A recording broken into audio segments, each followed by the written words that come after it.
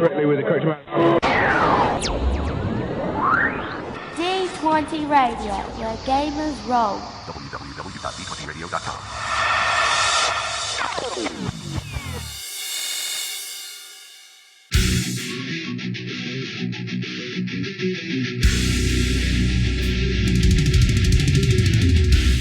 Welcome to Me and Steve Talk RPGs, a podcast where me and my friend Steve try and help you get the most out of your role-playing game experience.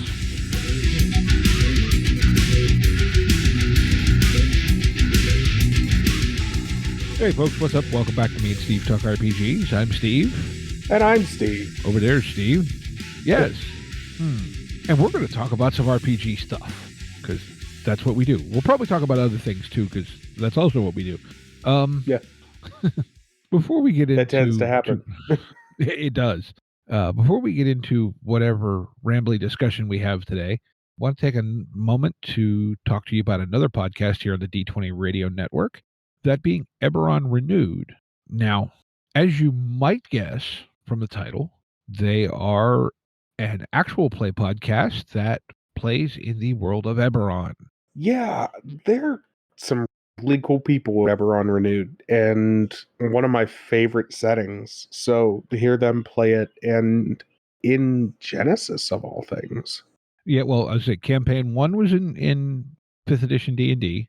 Campaign 2 has been in Genesis, and I didn't really get to talk to him that much, but I did talk with Eric, the GM from there, a little bit at Gamer Nation Con, and they are actually going to do Campaign 3 in a system of his own design. So Cool. I don't know much beyond that, but that is, at least as of a month ago, the plan. So, but they're quite deep. I don't know how much longer they intend to run with Campaign 2, but I know they're quite a ways into it, and the role play is really good. The characters are great. Eric's a great storyteller, and like you said, it's just an awesome setting in the first place. And they're very, very big fans of Eberron in general, so they do it very, very well. So that being said, I thought maybe we could have a talk around something that kind of came up in our Discord server this past week, and that was a post about someone basically kind of going off about dungeons and how they don't like doing dungeon crawls. And it spawned some interesting discussion back and forth, and some of it went to kind of system directions, and others of it went kind of playstyle directions. And there were some really interesting points brought up all the way around. But I wonder, I'll just ask you, Steve, where do you fall on, do you like playing dungeon crawls? Not particularly. I'm not the dungeon crawl person. There was a point in time where I did really enjoy them. I can't, it doesn't do it for me anymore. And I feel like as I've sort of grown as an RPG player, I look more toward wanting to do something narrative, wanting to do something more story driven. And so dungeon crawls there's something to be said for a fun dungeon crawl, but for the most part, dungeon crawls don't do it for me anymore. Mm-hmm. I feel similarly, I think, especially if we're talking the kind of classic clear the room, check for loot, clear the next room, check for loot, kind of that style of dungeon crawl. That is, yeah. I mean, yeah, and, I don't know. In my opinion, if I want to do something like that, I'll play Munchkin. Well, I think, so there's a couple of things here. I think one, like you mentioned, as you've grown as a player, that style of play has become less attractive. Yeah. And I think it's, so I understand part of, I think, how it got started, right? Because if you look at, how RPGs started in as we know them anyway, with chainmail and early Dungeons and Dragons, they grew out of basically tactical war games. And so you basically scale down a technical encounter to put it on a personal level, and instead of a battlefield, it's now a dungeon. And I get that, right? Like, it makes sense in that regard. And at some point early on, I think when you were first learning to play, well, kill the monsters and take their stuff sounds like fun. And Right. it can be. And every now and then it is fun to just do a good old fashioned, raffle stomp through a dungeon. But I think like you mentioned, it usually seems to lack story. Yeah, there's usually I don't know. It's usually a undefined, like not undefined, but loosely defined reason why you're going in to stomp the monsters out and leave. And it's 9 times out of 10 in most dungeon crawls, it's going to get a thing. Do another dungeon crawl to do another, another job. And the fact of it is that I don't know. Maybe if I had more stakes to a dungeon crawl, like I would enjoy it more. But for the most part, what I get out of people that have run dungeon crawls for me has been like, well, go in there to get the thing and get better armor and get better loot, and you know, eh, sometimes that's not narratively fulfilling because my character isn't, necessarily. Maybe I have a character that's built around that, but my characters aren't necessarily interested in the best gear. Hmm. Well, I wonder a couple of things here. But I wonder too, like, is overuse of dungeon crawls kind of what gives rise to the shenanigan culture? And by that, what I'm saying is, you're in a dungeon. There's not a lot of story going on. So to amuse ourselves, and I'm using the royal we here, not you and I specifically, do we start doing silly, goofy stuff just to have a level of amusement and engagement beyond tactical combat or traps or whatever? I think I've definitely done that.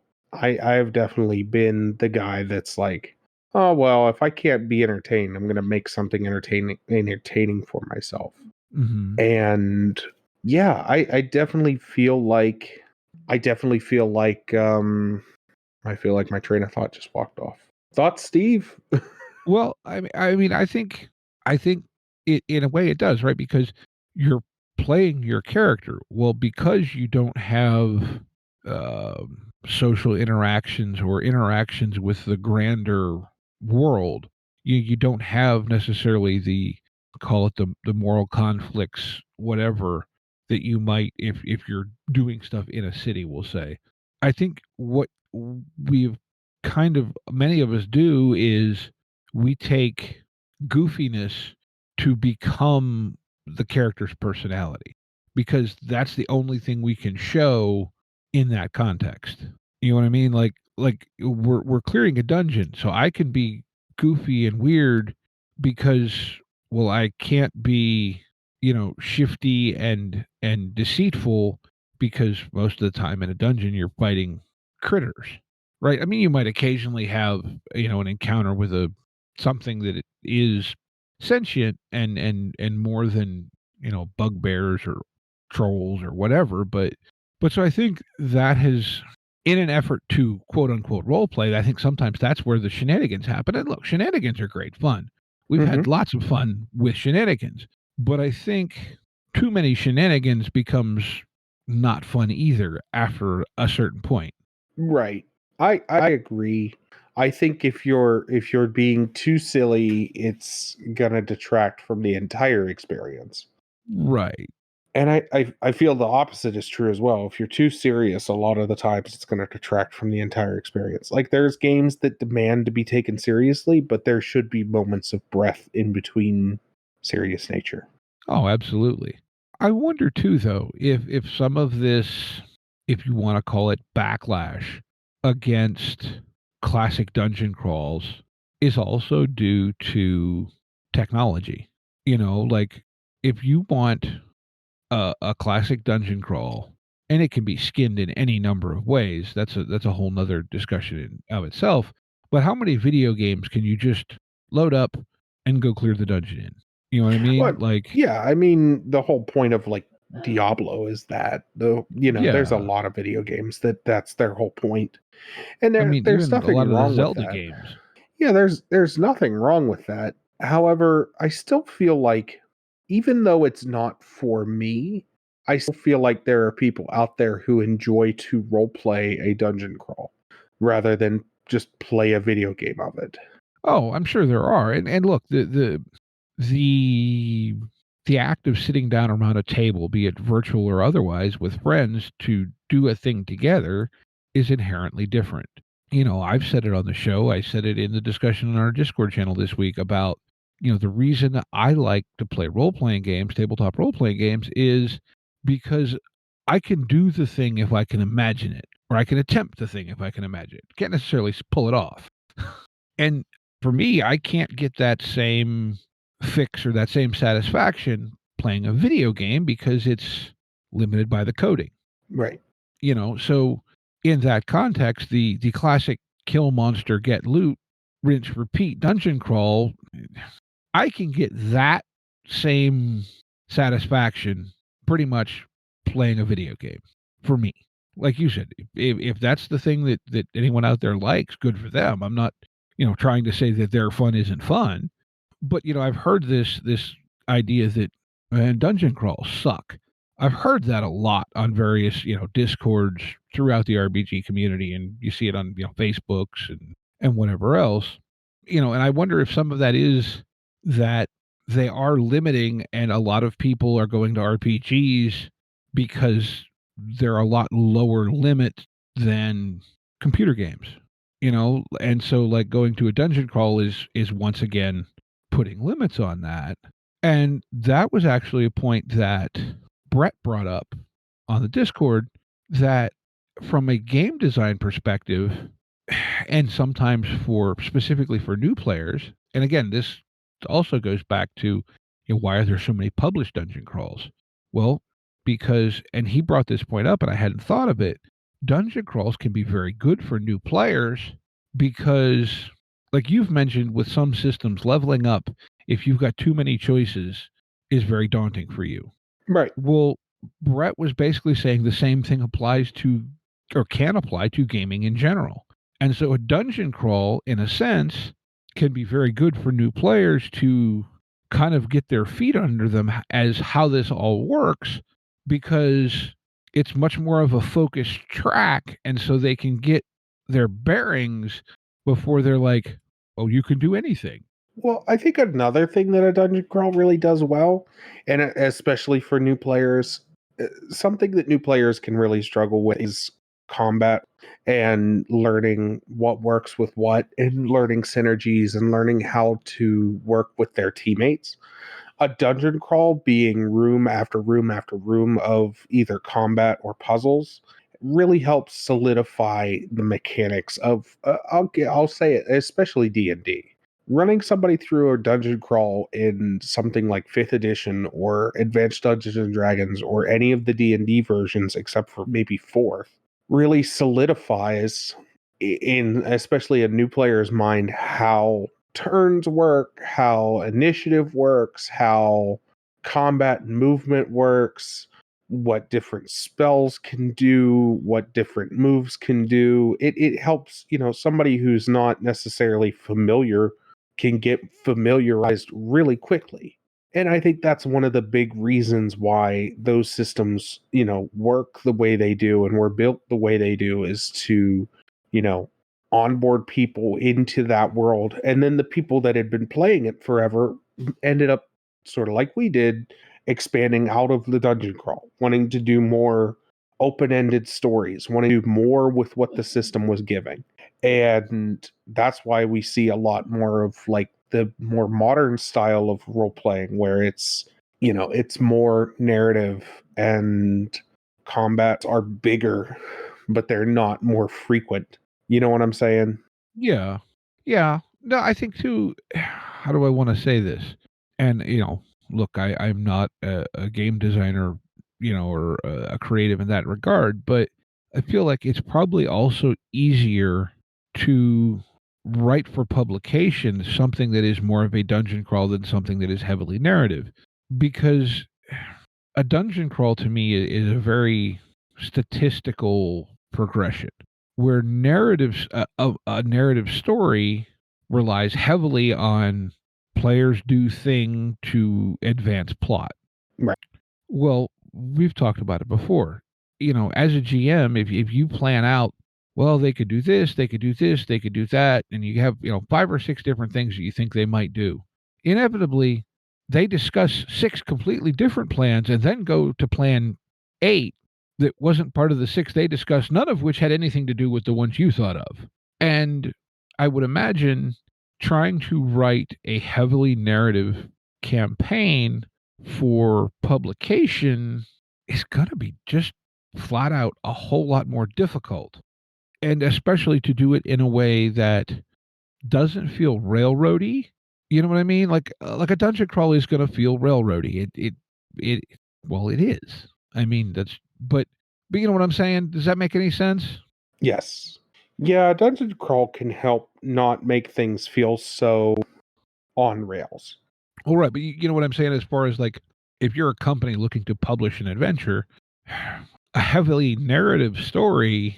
Well, the other thing is, bluntly put, I've been there. I know if you go to a game store and you pick up a book and it's all text and very little stat blocks, you're like, well, what do I need this for? You know what I mean? So I think if you've got and a more narrative heavy story is going to be a lot more text and a lot less stat block, and because it's more narrative, it's going to be harder to write it as a full flow. Where I think like if you're GMing it, you have a plan, right? But you don't write the whole story. Like you've mentioned, you have a beginning, you have an end, and you have some points you want to hit in the middle. But we've learned to not try and have that middle part set out very rigidly because players do player things. Right. And I don't know how you write that necessarily. Not saying that there haven't been some very good, probably narrative heavy games. I'm sure some of the long-term Cthulhu campaigns or like the Enemy Within for Warhammer has a lot of heavy narrative elements to it. Not having read them, I can't say that I know that for a fact, but you know what I mean? Yeah, I know what you're saying. Plus, a crawl type adventure is, what are you going to say? You've probably got, at least at some level, you've got more people, more beginnerish people looking to buy pre-made adventures, and that's also easier for them to run it. You know what I mean? So you're going to sell more, and let's be honest, if something is being published, the goal is typically to sell as many of it as you can. So if you're, selling to a larger sample size, you can theoretically move more copies. Yeah, no, and I get the logistics of it. It's easier to package, easier to sell, easier to put in a book and narrate to someone. Whereas like you said, a narrative is heavy. Yes, sorry, my brain just walked off for a second. But yeah, a narrative is basically a novel. Right, exactly. And I wonder if that's why some of all of our opinions of dungeon crawls are the way they are, because that's what a lot of published material is. We've, at least the majority of us that talk on this subject have read a lot of pre-written stuff, and a lot of that stuff it's like sorting through the chaff for the grain, right? Like you're looking to find, is this going to be good, or is this going to be good, or is this going to be good? And so you're like weeding out, is this a dungeon crawl? Oh, it is. That's going to go. And so that's part of the like trepidation, right? Mm-hmm. It's just interesting. It's a really interesting concept. I don't know. I keep losing my train of thought today. That's all right. You want to maybe take a little while and maybe go down some rabbit trails on maybe ways to use a dungeon crawl and either disguise it or like make it more interesting and more fun. I mean, like, because and again, this is a point that got brought up, but all heists, regardless of genre, are effectively dungeon crawls. Right.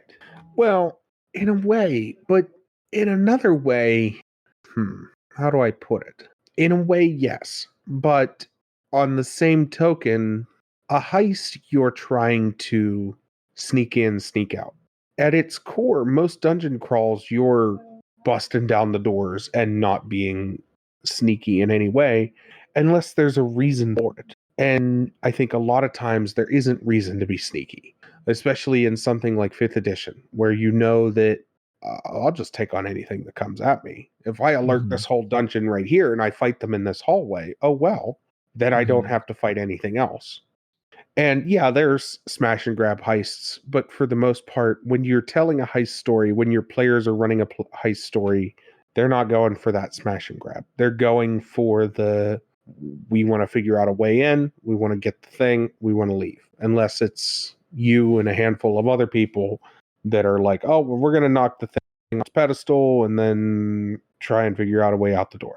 Well, but I think that goes to, what I was saying is how can we take a quote unquote dungeon crawl and make it more interesting? Do can you make it a thing where, stealth becomes the objective of it's it's better to sneak through as much as you can, or do you do some sort of timer, to make it so it becomes a speed run, which again, that's going to get old if you do it over and over again, All the time. but it adds a different element to, we need to get in, get out.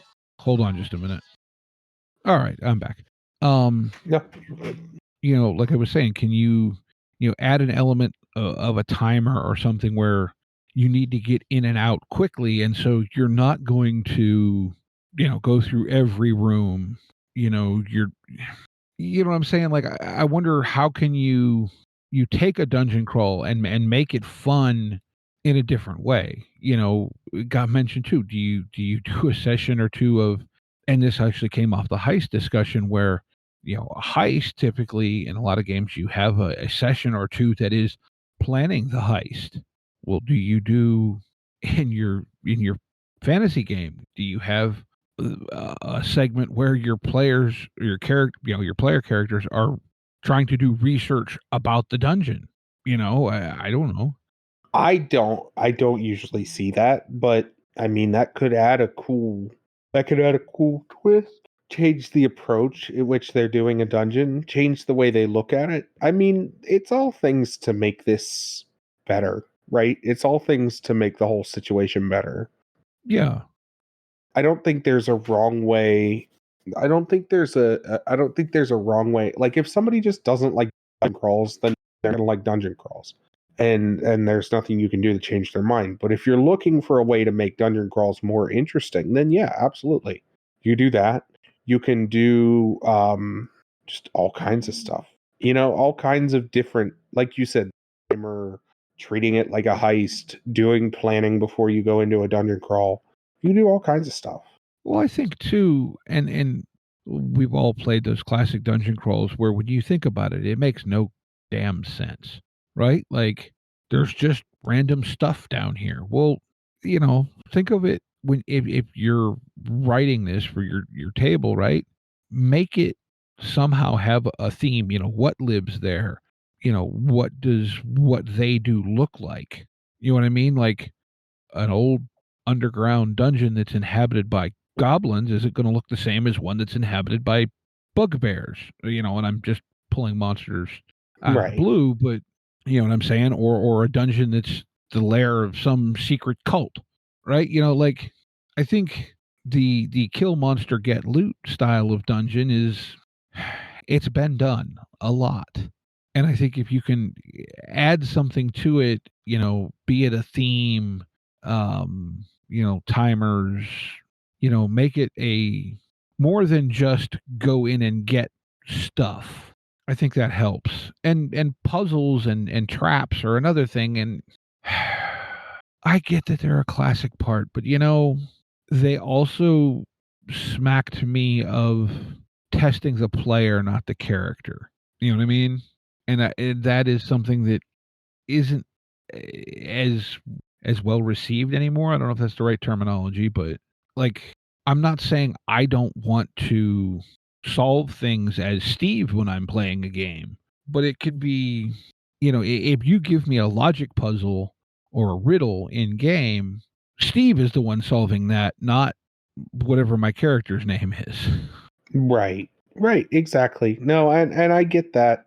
I think that's one of those things where, yeah, dungeon crawls are very much character puzzles, and heists are very much character and player puzzles.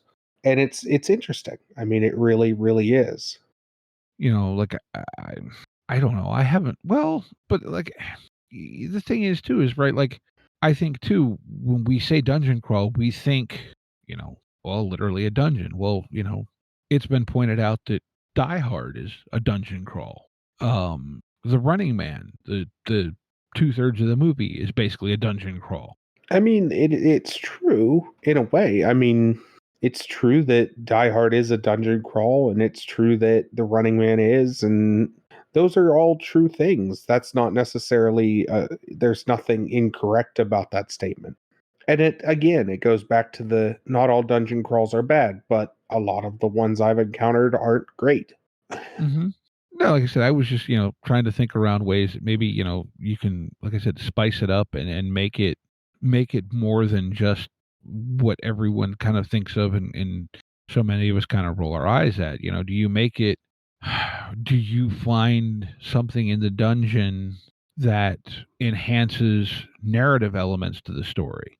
You're clearing this dungeon in your game, right? But maybe you find uh a mosaic on the wall that depicts something that is very different than, what do you want to say, commonly known history, or you find a book of historical accounts of things that aren't the same versions of the stories that your characters all grew up with. You know what I mean? Like, I don't know if that's the answer for everything, but I feel like you could use a dungeon in that regard. Like, is it a historical place? And if it is, there's the potential to place doubt into your player characters' minds of, how true is everything they think they know. Very much so, and challenging what they know and challenging what they don't know, and those are all things that you can do. That I like to play with time manipulation when people enter a dungeon. Right, you go into a dungeon crawl, you think you're there for a couple hours, you were there for a couple days. You know what I'm saying? Right. I like to mess with perceptions, and it's all things that, like, again, I don't think dungeon crawls are all bad. I think there's ways to make them better, and I think doing things to make dungeon crawls better is one of the things that distinguishes you as a GM. Because if I play with you, or I played with a bunch of other people, and then I come and play in your game, and you do dungeon crawls completely different from any way I've ever seen it, I'm going to go back and be like, oh man, I just played with Steve. Steve does dungeon crawls this way. He does all these cool things. All this stuff happened while we were crawling the dungeon. The dungeon felt like it kept changing. Like, that's another thing, is that, like, we often think of these dungeon crawls as like a labyrinth, like a set puzzle. Why don't you move? Like, if your players aren't actively, this is an old school thing, but if your players aren't actively mapping, why would they know? Like, unless they have a map or are actively mapping their way, maybe a left is a right. Maybe you have them do more adventuring, type checks, right? Mm-hmm. This is your survival or your navigations checks, and they make a left when they should have made a right, and this room isn't familiar. They're trying to find their way out. You know what I mean? Like, Right. there's things to do to make it interesting that aren't just, oh, we'll add some more monsters, or, oh, we'll make it harder, or, oh, we'll do this, do that, do the other thing. Well, but I think too, right? Like, maybe don't always use a dungeon as a go in and come back out. Maybe use it as a through, like Moria, for Tolkien. Or it doesn't have to be a dungeon per se. Yeah. Cities, you can tell a stuck in suburbia type story with a dungeon crawl. Mm-hmm. Even though, you're outside, it's not in a dark, crazy place, you can still, you can still confuse and tell all kinds of interesting stories Right. where, we got lost in downtown and we got in all kinds of fights and, it's a dungeon crawl, but it's not. It's in disguise. It's incognito. Mm-hmm. Yeah, no, I hadn't thought about that, but like you're right, and the ability to kind of get lost in the maze, and well, like a movie that we both like, Gone in 60 Seconds, the sequence where Toby gets shot. Yeah. When I forget what the line is, but I'm stuck in suburban hell or something like that. Yeah, pretty much. Like how do you get out of this neighborhood? And some of these residential neighborhoods are like they're just a maze of winding, curving streets, and it really you could easily get lost in them. There is no way out. Mm-hmm. But yeah, I think there's ways to do dungeon crawls and make them better. And I think there's ways to not do dungeon crawls. And there's ways that have been overdone and haven't been done enough. It's all about experimentation at the end of the day. Mm-hmm. It's all about doing what works for you, doing what your players like, just doing different things, trying different things. Well, and I think too, right? Okay, maybe you try it and it doesn't really work, or doesn't work like you planned it. But at the end, if you tried something new, you learned something, either something you can reuse or something not to try again. But also, you've given your players, your table, a different experience in some way, which I think what I hear a lot to distill a lot of these comments down that I hear the complaints about dungeon crawls is they're all the same in the end. Well, if you try something different, probably not going to be the same. Yeah. Yeah. Trying something different means that you're doing something different and it shouldn't be the same as what's come before. This is true. Very profound. No. I can be at times. But well, I think I've just about run out of thoughts on this. Do you have any final thoughts before we move to the week? No, I think I'm good. All right. So, give me the week. Game of the week. Game of the week. Game of the week. I can kick things off. All right. I'll let you kick me off then. I have a game that was added today. It's pay what you want. It's called Phantasmagoria. Okay. It is a little, 20-page horror RPG. Okay. Throwing it up in the green room now. It's actually not 20 pages. It is 10 pages.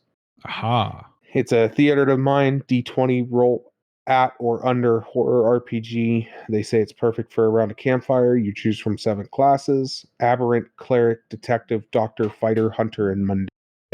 Class abilities are open-ended. Rules of the game are clear and concise, allowing the GM to decide how abilities work or create new abilities if desired. And it's got an interesting sanity / adrenaline mechanics. So as you lose your sanity, you gain more adrenaline, and that can add an interesting level of chaos to the whole thing. I was reading over it a little bit. It seems really neat. It seems like a really cool 10-page horror game that could be used for a lot of things. Yeah. Well, I mean, yeah, we've had a lot of fun with some of these lighter games. Well, and this one isn't necessarily light in tone either. No. It is just lighter in rules and pieces. So I don't know. It definitely seems interesting to me. The cover is very cool. I think that's a really neat piece of art. But yeah, that is Phantasmagoria. It's uploaded today, May 1st. So I have one. It's actually been up for quite a while. Well, no, wait. What is today? May, March. So it's been up for about a month. Oh yeah, I need to hit return on the link, and then you can see it. It's a game called The Eternal Grind Cafe. And I will say the listing on drive-thru is not the greatest. If you click the preview, though, it explains it a lot more. So this is a game that has only one class and yet all the classes. Right. So what this is a game where you can literally it's intended for you to take your character from whatever game. You and your friends take your favorite characters from whatever game, and to read the blurb, your hubris has angered the gods, and to teach you a lesson in humility, they have sent you to hell. And hell is a minimum wage job in a tip-based industry. You are baristas in a coffee shop in hell. And so the whole point of the game is it actually works very similar to Lasers and Feelings. In fact, I think that's where the main mechanic came from. It's actually published by the same guy. He's not the writer, but he's the publisher, the guy that did Hypertellurians. Okay. But like looking at the preview, it's pretty, it's kind of silly, but it looks like it really could be a lot of fun. Because like to start the thing, it has a D6 table that you roll on. So at the start of the day, basically it's the coffee machine malfunction table. And so your players have to figure out and then deal with the problems of the coffee machine. One of which, and again, I'm just reading from the sample here, the coffee machine is actually operated on the inside by little imps who will start complaining and go on strike mid-game. Union talks or strike breakers may be needed at some point. That's funny. Right, and it's stuff like this. And so the way this kind of all works, right, you have two skills, much like you would in Lasers and Feelings. You have barista skills and you have character skills. And you have to try and not let either of them get all the way to 6, but you want to roll under them on a D6, depending on what it is you want to do. And you're trying to earn tips from your customers, which who knows who comes to the coffee shop in hell, but whatever. And as you get tips in dice, could be a D4, could be a D6, could be a whatever. At the end of the session, or I think it's when the health inspector shows up at lunch rush, you roll the collection of dice that is the tips, and it takes 20 points per character to send them back to their original realm. So the goal is to get enough tips to get back to the game world you came from. It also, and I love this, I mentioned if your stats go too high, it's basically if they get to a 6, again, I'll read from the preview.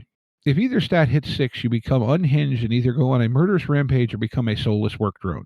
To prevent this, the player can describe a social media post where their character complains about their job and move their barista skill 1 down, or tell a flashback of their character's epic deeds and move the character skill 1 lower.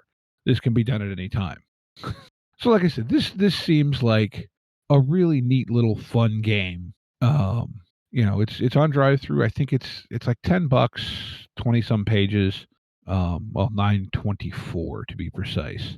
But I just kind of find the concept of running a coffee shop in hell is a fun little interlude. And you could even do this as like a break in your current campaign, right?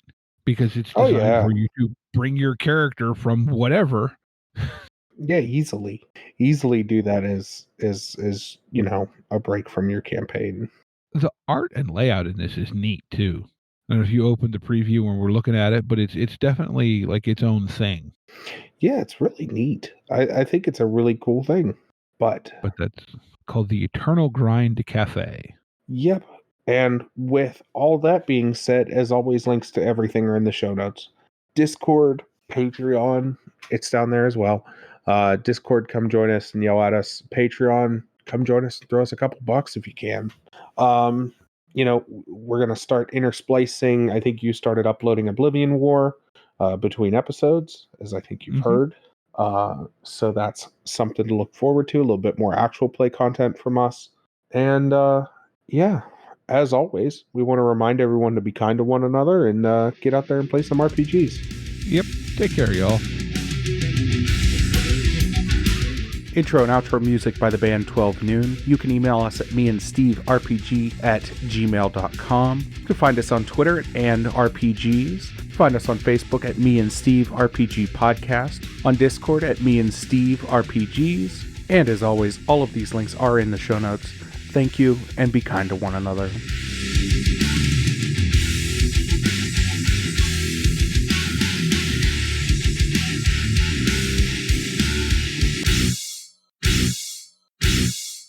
cigar? Cigar, $20, dog. You got to go down the street to the store and buy that.